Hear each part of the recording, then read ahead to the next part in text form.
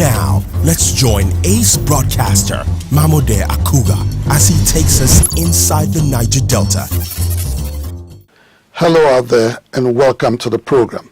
It's Inside the Niger Delta, the authentic voice of Nigeria's oil-rich region. I am Mamode Akugha. As it is our tradition on the program, we'll bring you trending issues with direct bearing on the lives of Niger Delta communities. Our first issue in this episode of the program dwells on the debate on restructuring the Federation, in which Vice President Osibajo and former Vice President Atiku Abubakar have featured prominently in recent times.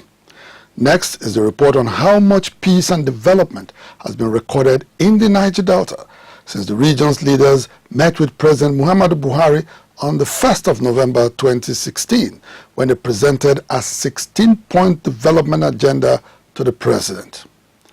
Also, in the course of the program, we will bring you an account of what the Bayelsa State Government is doing to reduce maternal and infant mortality rates in the state.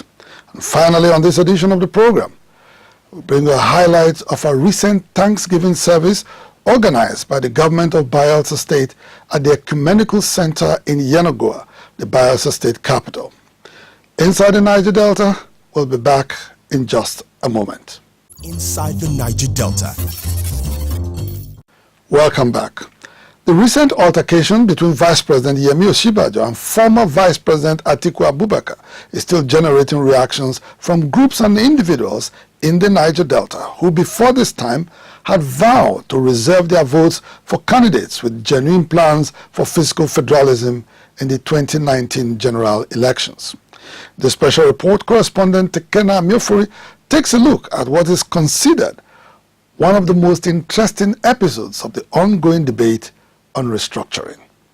Indications arrive that the recent exchange between Vice President Osibajo and his predecessor in office, Mr. Atiku Abubakar, on the need to restructure the Federation is generally viewed as a welcome development in the Niger Delta after both chambers of the National Assembly in July 2017 unanimously voted against a bill seeking devolution of powers to the state.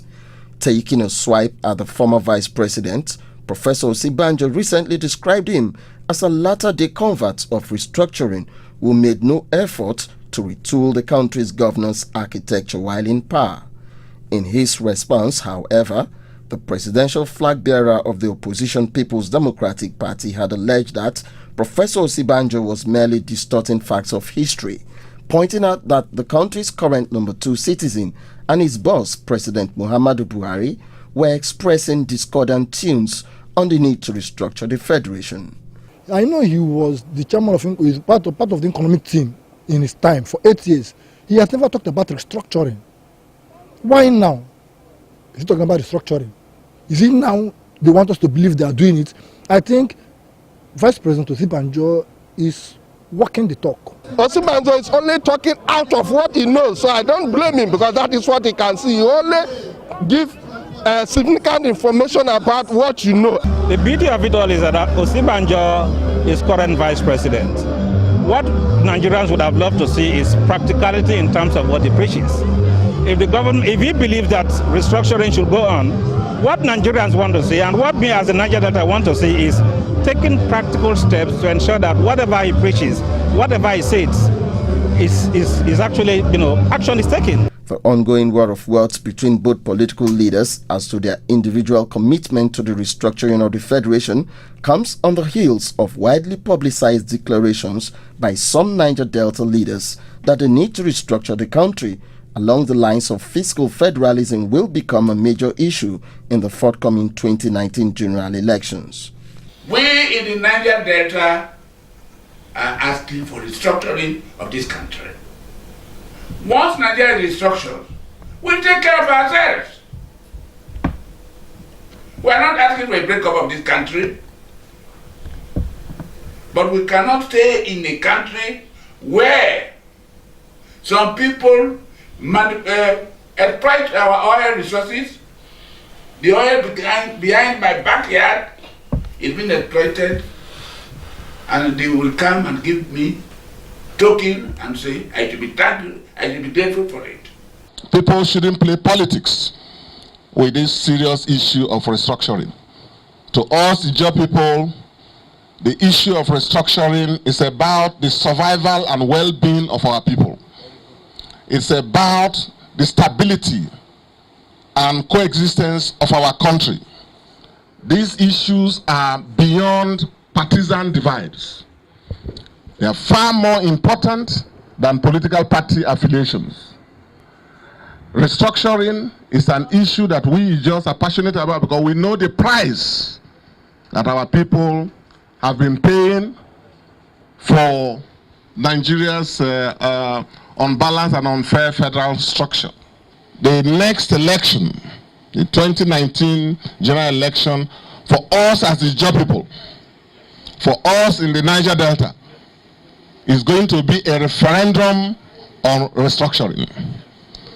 The 2019 general election will be about restructuring because it affects the well-being and survival of our people. And we have agreed to support candidates who are genuinely committed to seeing about a restructured and a fairer Nigeria. In their response to the ongoing fray on restructuring, some Niger Delta youths are calling on their counterparts to completely jettison partisan considerations in the people's quest to enthrone leaders who are genuinely committed to the restructuring of the Federation, which in their opinion is key to national integration and socio-economic development. I see plenty of selfishness instead of patriotism. Whenever it comes to elections, people begin to play ethnic cards or regional cards rather than talking about issues. So the issue for us as Niger Deltans should be which way forward for the Niger Delta. I think the version of power for me now beyond the state. It should come to the local government, to the locals, where the persons, the owners of the government, will feel that they are in government. Not, for example, the 13% derivative they say they've been clamoring that give us 13% derivative from the Niger Delta here. At the end of the day, when the money comes, the owners of the money, the poor masses, will not see it. It stops at the buck of the governor, who is it to do anything he wants to do. The age-long clamor for the restructuring of the Federation is essentially about devolution of more powers from the center to the federating units, as well as the operation of fiscal federalism. Anyone who does not believe in restructuring, we won't vote for that person. Inside the Niger Delta. A controversial argument, you might say, but it is delightedly in the interest of the Niger Delta region, where the quest for social justice has resonated for decades. And now on to our next report. Following several attacks on oil installations by aggrieved Niger Delta militant youths, the Niger Delta Dialogue was conceived in June of 2016 as a safe space where all stakeholders can come together and jojo instead of war. After several deliberations, leaders of the region under the aegis of the Pan-Niger Delta Forum, PANDEF, met with President Muhammadu Buhari on the 1st of November 2016 to deliberate on the way forward for the region, and they presented him with a 16-point agenda highlighting the priorities of the Niger Delta people. The government came up with a strategic implementation work plan to address the grievances of the people and achieve steady growth of the oil sector, also improve security and promote socio-economic development of the region. But exactly how much has been achieved since then? Well, the Niger Delta Dialogue and civil society organizations met recently in Port Harcourt to review the situation, and their submission is contained in our next report by correspondent Chika Obodozie. The federal government's intervention is a follow-up on the November 2016 meeting between President Muhammadu Buhari and the region's leaders under the banner of the Pan-Niger Delta Leaders Forum, PANDEF. Although the once volatile region has witnessed relative peace in the aftermath of the 2016 peace accord, the feelings of resentment trailing what some disenchanted groups would describe as the government's slow response to the plight of the beleaguered Niger Delta region. The objective of this forum is to provide a platform for all relevant actors in the region's rebuilding project to dialogue and assess how the federal government and the agitated communities have been able to keep promises made in the 2016 Peace Accord. The Strategic Implementation Work Plan, which espouses a new vision for the sustainable development of the Niger Delta, is anchored on the growth of the oil sector, improvement in security, and promotion of socio-economic development in the region. The Niger Delta New Vision, it's a plan of this administration to develop a new and prosperous region through partnership with state government, private sector, and the local community to ensure that there is wholesome development in the region. And some of the achievements under the new vision include the takeoff of the Maritime University after many years that it had been mooted, the modular refineries, of which 2 will be inaugurated at the end of the year, which has a community model to ensure that the people in the community benefit from that, as well as the ongoing Ogoni cleanup. However, one of the region's leaders, Anab Saragbe, insists that the federal government has failed to demonstrate good faith with the implementation of the 16-point agenda presented to Mr. President in the November 2016 meeting. What PANDEF seems to believe is infrastructures that will cut across communities, local government, and interstates. For instance, we have the border Boni Road, which has been in the drawing board for so many years. Then we talk about the Abonima, Edama,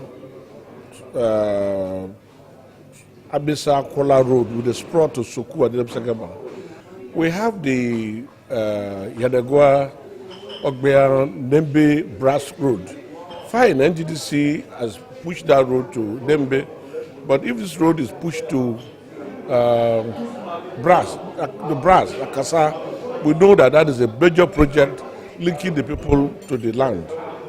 Then we have Ekpa Obadino Escravos Road. These are major projects that will link up the oil-bearing communities to the upland and their brothers and sisters upland. And it can also improve on tourism, it can also improve on industrializing these areas. But these projects are not included in these projects. Some of the projects they are doing there are projects ordinarily they are supposed to carry out without the agitation of the Niger Delta. The recent Niger Delta Dialogue was a fusion of ideas on how to build on the gains of the November 2016 Peace Accord, which in the view of its organizers and participants should be sustained in the interest of the region and the rest of the country. When we first started the Niger Delta Dialogue back 2.5 years ago, there were attacks in the Niger Delta on oil facilities, and production had reached a very low time level.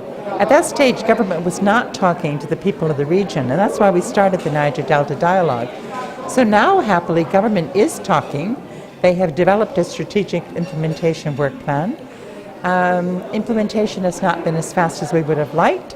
There are a number of things that are not there, but at least it's a working document, something that we can build our success on.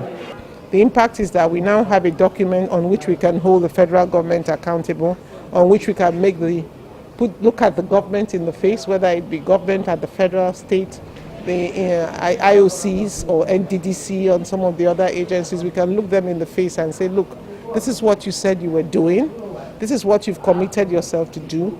How far are you going in terms of doing it? Let me encourage all of us to continue, but let us not forget that there are youths that are impacted.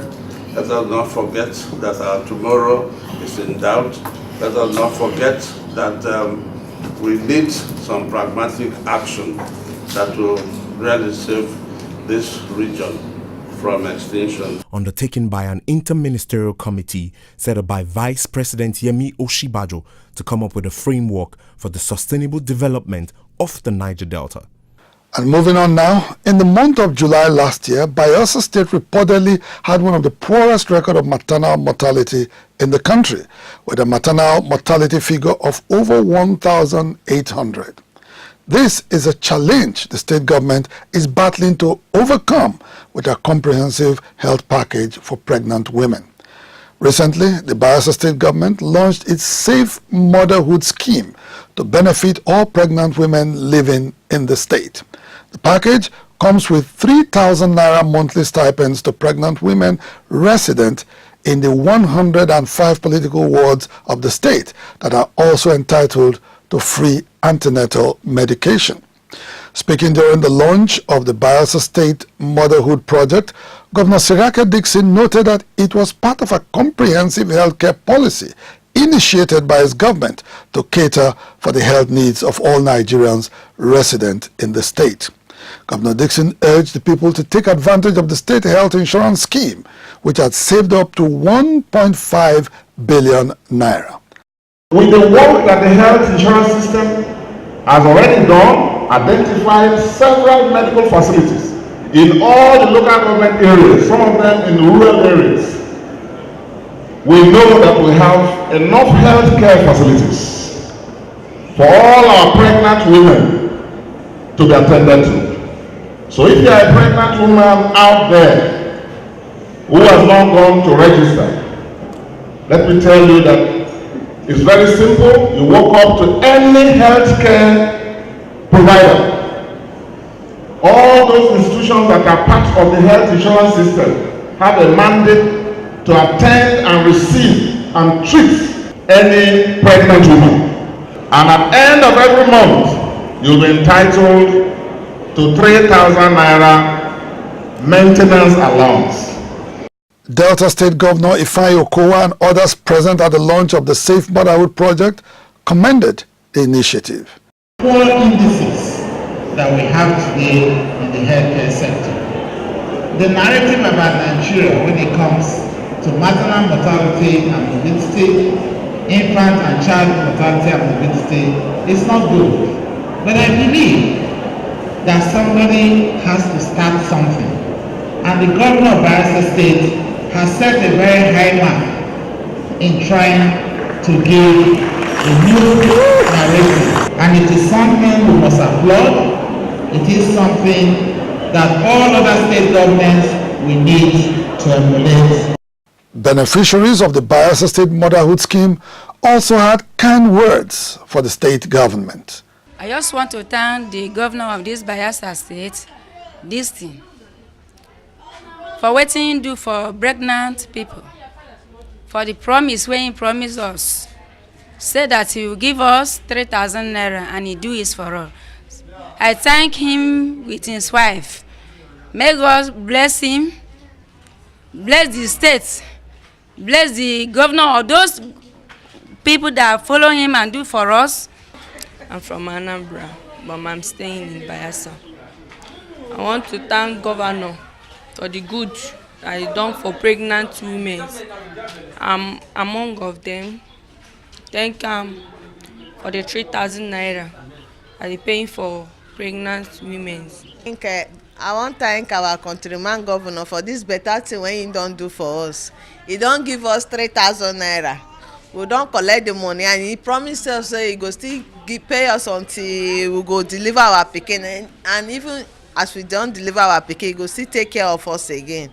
I want to thank him wife for this better thing when don't happen for Bayelsa. This kind of thing never happened for Bayelsa before. We want to thank him. May God bless him. May he continue this in good work. Bayelsa businessman and frontline philanthropist Kennedy Okoko described the Safe Motherhood Project of the Dixon administration as a wonderful gesture. What I'm really proud of what the governor has done is the free health check and free delivery. It's amazing. It has taken a load off a lot of women. You won't understand what he has done. I don't even know if he knows the gravity of what he has done, because you have told people that, look, what many women you have seen die of today, there is no need for you to be afraid of it. The government has embarked on taking this social responsibility, and we're telling you, just go to the hospital, register, and you'll be taken care of. That is beyond, I don't know the word to use to say thank you to him. Our gratitude to the governor of Bayelsa State for that act. He called on the government, corporate bodies, and well-meaning individuals to key into the scheme and also embark on enlightenment to ensure that all prospective mothers are captured by the program. We should create programs to educate these women, to encourage these women, to tell them the reasons why they need to go to the hospital. And we should also try and have government hospitals try and subsidize some of these medications, and well-meaning Nigerians that can afford to do pro bono work to the communities should do that. Encourage the women to come out in mass and go to these hospitals to be checked. In July last year, Governor Siraka Dixon launched the first Maternal and Infant Summit, as well as Safe Motherhood Project, when he presented a check of 1.2 billion naira to improve the healthcare delivery in the state, an initiative that President Olusegun Obasanjo recommended for all Nigerians. Apart from the health issues it has had to contend with, the Bayelsa State Government is battling with the current flood disaster ravaging the state, in addition to several other socio-political challenges. But the government of Siraka Dixon has managed to pull through all such trying moments with limited financial resources at its disposal. The secret of the Bayelsa success story will be unveiled in just a moment. Don't go away. Inside the Niger Delta. Welcome back. I'm glad to know you're still there. It's Inside the Niger Delta, the authentic voice of Nigeria's oil-rich region. Governor Siraka Dixon declared a public holiday in Bayelsa State. It was a day set aside to celebrate God's faithfulness and to rededicate the affairs of the state to the creator of the universe. Governor Siraka Dixon led members of his cabinet in company of his better half, Dr. Mrs. Rachel Dixon, Speaker of the House of Assembly, Kombowe Benson, and the Chief Judge of Bayelsa State, Honorable Justice Kate Abiri, to the 7th Annual Thanksgiving Celebration. Speaking at the Bayelsa Ecumenical Center, venue of the Thanksgiving service, Governor Dixon urged Christians to pray against perpetrators of electoral violence in the state. Should go about the campaigns and the elections without disturbing the peace and tranquility that this state has come to be known of. And so should it be in Jesus' name. I urge you all to pray against and fast against the few criminal elements masquerading as political leaders in this state. Because if you are plotting to buy guns for young people, if you are plotting with cult members to attack and maim and kill innocent people in your communities, to terrorize them because you want power, please, the body of Christ should unite against those few people in this state who continue to terrorize and kill and maim and plot to destabilize our state in every election time. That God should shut them out and shut them down permanently forever in Jesus' name. But we are confident that with us, the majority, united in peace, that they, even with whoever is conspiring and giving them support from wherever, just as we defeated federal might in this state, so also we shall continue to defeat them in Jesus' name. In attendance at the annual Thanksgiving celebration were senior pastor and founder of House on the Rock Church, Pastor Paul Adefarasin, Archbishop Margaret Idahosa, Bishop Yomi Isijola, and Apostle Zili Agri. Amongst the plethora of great things that God has done and that God is towards us here in Bayelsa State and across the broad spectrum of Christendom is our identity, conjoined with him for what he did on the cross of Calvary. This is the 7th year. 7 stands for perfection. I decree and I declare that Jesus will remain the perfection of every man, of every woman, every boy, every girl in this state. I am elated, excited, and thrilled that a political leader could point his people towards God. If you give people faith in God, it is superior to gold. Men can have gold, and if they don't have God, the gold will destroy them. So this man is ruling this state holistically. Faith, infrastructural development, education. So for me, for a man to say every year the people should gather together like King David to thank the Almighty God for his graces and mercies and rededicate themselves for another year. For me, that is development par excellence. This was indeed a deserving tribute to the sole custodian of the universe who rules over the affairs of all government and peoples across the globe. Well, that's the size of our package on today's edition of the program.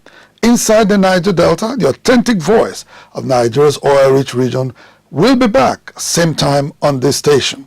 Until then, I'm yours sincerely, Mamode Akugha. Bye for now.